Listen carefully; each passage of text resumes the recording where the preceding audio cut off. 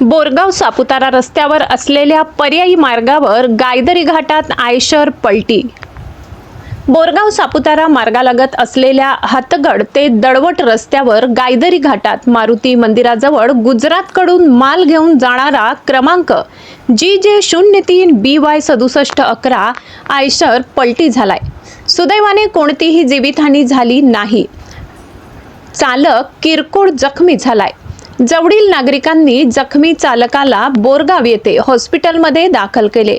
या रस्त्यावर अनेक बस मालवाहू गाड्या पलटी झाल्यात। या रस्त्यावर दिशादर्शक फलक व सुरक्षा कठडे बांधण्याची आवश्यकता आहे, परंतु रस्ते बांधकाम विभाग करते काय असा प्रश्न वाहन चालकांना व ग्रामस्थांना पडला आहे। गायदरी घाटाच्या रस्त्यावर असलेले वळण रात्रीच्या वेळेस समजत नसल्याने असे अपघात होत असल्याची माहिती मिळत आहे। रस्ते बांधकाम विभागाने उपाययोजना कराव्यात अशी मागणी गावकरी करत आहेत। गिरणा वार्ता न्यूजसाठी संपादक गणेश पवार, कळवण।